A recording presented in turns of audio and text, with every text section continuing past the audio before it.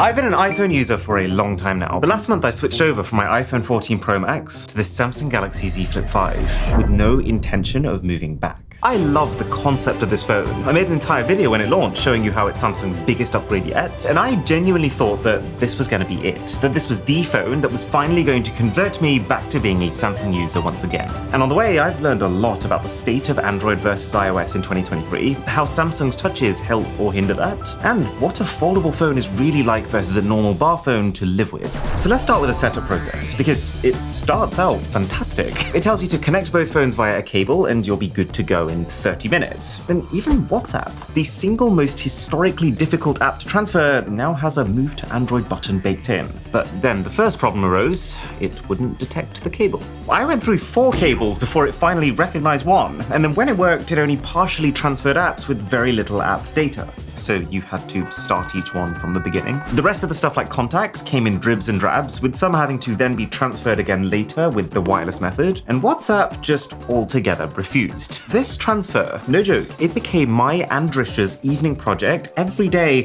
for the entire first week, just to try and get my chats across from this phone to this phone. And for the time being, what I've resorted to is to just link WhatsApp on my new Z Flip to the main WhatsApp account that's still active on my iPhone. But what that means is that I'm effectively still piggybacking off the iPhone, and still need to use it once every 14 days so that I can stay logged in on my Samsung. Now, all of this hassle is definitely partly Samsung's fault for making a smart switch app that isn't very smart at switching, but it wouldn't be fair to give them all the blame. I mean, you'll have trouble switching from iPhone to any Android nowadays, simply because Apple is now more and more tying every single iPhone app and feature into your Apple ID, effectively increasing the friction that would come from exiting that bubble. So this transition was off to a rough start, but the software actually really turned things around for me.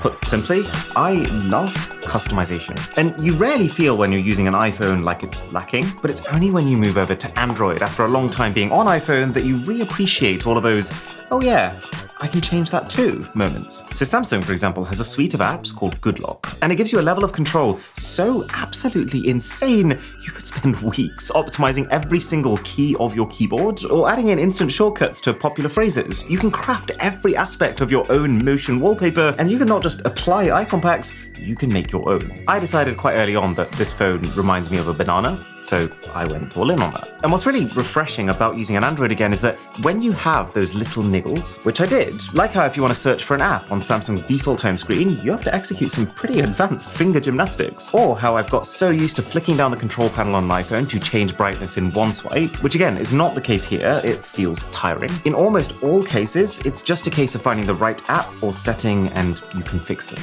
I guess the point being, moving from iPhone to Android, it felt relieving to not be so locked into one way of doing things. Like I remember getting really annoyed earlier this year. I'd taken some hour-long time lapses on my iPhone, and for some reason, maybe the files were too large, AirDrop kept failing. And it also wasn't syncing to my Mac via Apple Photos, which is how you normally have to transfer videos. And all I could think in that moment was, I wish this was an Android for like 10 minutes, just so I could plug it in, go into the Android folder directory, and just drag and drop the files I needed to my computer. Only thing that really does feel like a downgrade here is the Face Unlock. I'm used to using Apple's Face ID for everything, and it's so reliable and so good that you start to forget it's there. Not the case here. Samsung's Face Unlock isn't as secure, so you can't use it to authenticate as many things. It needs you to be closer, it's a little bit slower, and since it's not using infrared but your actual cameras to snapshot your face, which means it's A, affected by light, so when you try and do this at night, the phone will actually blast you with enough of it to wake you right back up, and B, affected by the quality of those cameras, meaning that it works pretty reliably when folded, because you've got a good set of cameras there, but then noticeably less well when unfolded, as you have to rely on this tiny sensor. It's a pretty minor issue, you can't just use the fingerprint scanner, but it leads me onto what I would call a pretty major issue. Yeah, the cameras. When I first saw this phone, I thought, this is amazing. You can zip the phone out, you can double tap and get high quality selfies taken with a proper set of cameras. The same set of proper cameras that you can also use for taking rear photos. And in some ways, this feeling was spot on. The fact that when the phone's folded up, its primary set of cameras are already facing you, that's really powerful because it makes them the default option. It creates a situation where the quickest way to take a selfie is also the best way to take a selfie. And this works really well since you can also use these cameras while propping at any angle in cover screen mode. And they've made the navigation really natural too. You just swipe to flick modes and you tap the screen to start recording. The stabilization is pretty great. I love how Samsung makes faces look both crisp, but at the same time flattering. And to be fair also, thanks to some pretty smart AI, the phone's ability to zoom in is not as bad as you might think, given that it has no actual zoom camera. But everything else is a little disappointing. I mean, for starters, while this whole time I've seen it as one massive perk that you can flip the same set of cameras to use as both the front and the rear, until I actually used it for a prolonged period of time, I completely neglected the con that also comes with this, in that in its default position, you have no rear camera. Anytime you want to take a video of what's in front of you with one hand, it's not tap tap like I'm used to. It is tilt the phone up, find a way to wedge your thumb in, which is pretty difficult considering there's almost no gap now, push it all the way, rotating your finger because you're conscious not to dig your nails into the fragile foldable screen. Half the time I then accidentally open this menu, so close that and then press and swipe out for the camera, followed by a final swipe to get to video. Now, I'm dramatizing this a little bit to make the point, but when you're getting your phone out for the 40th time in a day, which I was just yesterday because I was out viewing houses and needed to take photos of every single room, you really do start to think, oh, this whole opening and closing thing, it's effort. And that what a phone like this really needs is a button that can automatically flip the phone into its fully unfolded position. And then even when you do unfold it, the video quality itself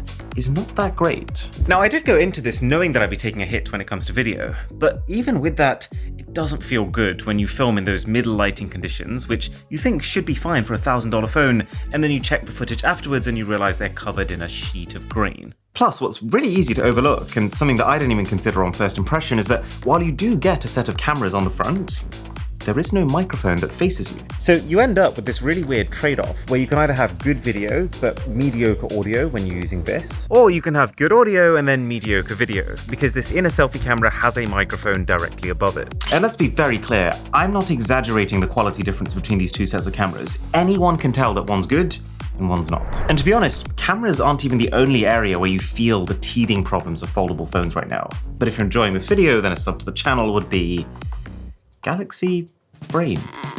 Now, don't get me wrong, there have been plenty of moments where I've discovered some new niche, nifty perk from the fact that my phone can bend. Like how often when I film, I keep my phone on my desk and sometimes pick it up to remind me what I wanted to say. But with this, I can use the bottom half to prop up the top half and I can see it without even picking it up. Or how, like a couple of times when I've taken video calls, this new, even sturdier hinge is the reason that I've been able to take them hands-free and actually cook something at the same time. It's so freeing and refreshing, and it's in these specific moments that you feel that little validation for straying away from the beaten path and actually choosing a phone that's a bit different. But what's made this such a bittersweet experience is that for every single one of these moments where you start to question why you didn't start using foldables earlier, something else will very shortly come up to remind you. Like the fact that the top half of your screen on its own is not really big enough to do anything with. It fits such little information on it that I started to find I was scrolling twice as often and that I was actually just better off using a bigger phone and propping it up against something.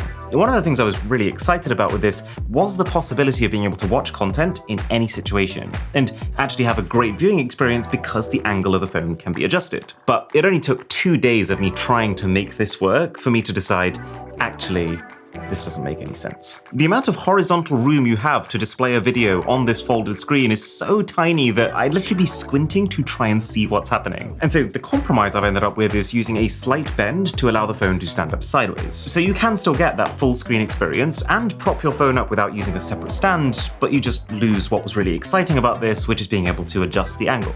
And then the other annoying part of this is that when the phone is fully open, it's too tall. If most YouTube videos on a normal phone fill 80% of the screen, here, it's probably 65, which is small enough that it starts to feel like you're wasting space, and that if you try and enlarge it, you're going to lose so much information on the top and the bottom that it's kind of unwatchable. Oh yeah, and there's also the really obvious crease, which, to be honest, over time you do adjust to, but it just makes the phone a bit less cool.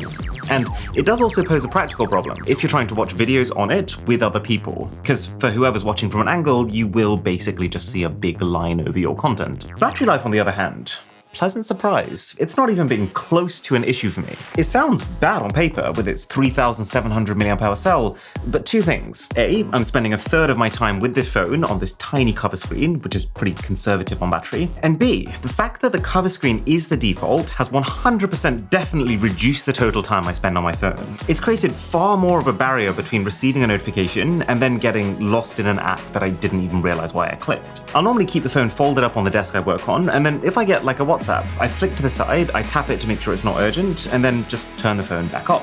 Since there's nothing I can do on this cover screen that's actually fun, it's also not distracting. I've said this from the very beginning, and I stand by it in the long term, that this ability to create separation between the utility of a phone and the distraction that usually comes with that is the single biggest perk of these Z Flip phones. So, am I going to stick to it? Is it going to be the one to replace the iPhone?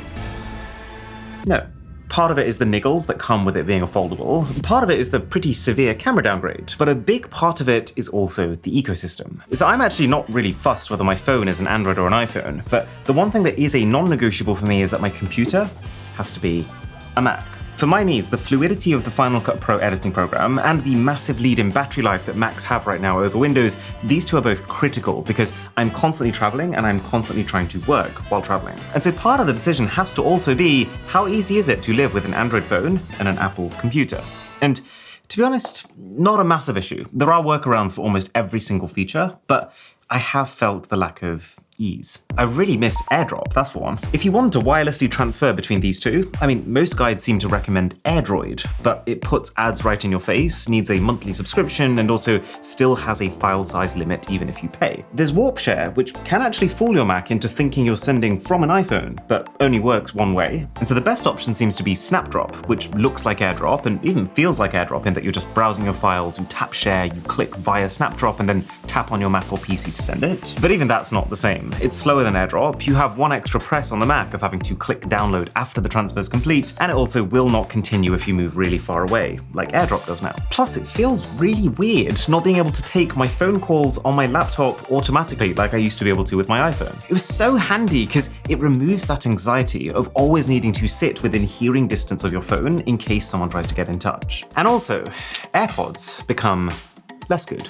They still work, but just as basic Bluetooth earbuds without a lot of their key perks, like automatically pausing when you take one bud out. There's a few more instances like this of the difficulties you get when trying to fit Samsung into an Apple ecosystem, but the point is, mildly inconvenient, not insurmountable, and I'd be willing to put up with it if the rest of the phone had impressed me more. Because as well as all the other difficulties, I've also noticed the signal doesn't seem as strong as it does on my iPhone, potentially since there's more layers to travel through when folded. The speakers aren't as loud or as bassy, presumably because they've had to make the body of the phone slimmer, and the Z Flip gets pretty hot, especially when charging or using a mobile hotspot, with my theory being that it's more cubic shape when folded, reducing the surface area for heat to escape, plus cooling just generally not being a priority here. So I guess the search for the Android that will steal me away continues. Now, as well as this phone, the other thing I spent a long time using recently is the Opera desktop browser. And there's three reasons for that. The first being tab islands. So yesterday I was on an Amazon shopping spree, getting all my shampoos and creams in one go. And then immediately, the second I decided that I wanted to go over and do some scripting, I tapped this button and every Amazon tab collapses into this one little thing. So I have a completely decluttered workspace. Two, the fact that AI is literally at your fingertips. Let's say you're researching and you want to ask a really specific question to learn more about something. You don't even need to touch your mouse. You just use Command and /, paste or type your query, and just hit enter. And I really like the fact that this AI is there when you want it and just disappears when you don't. And then one is all the nice to haves. The fact that your social medias are baked into the sidebar, the free VPN, the free ad blocker, and the silky smooth animations, made possible by a separate software layer that handles them. So even when your internet lags, the fluidity doesn't. So download the upgraded version of the Opera browser. It is the best browser for anyone remotely interested in tech.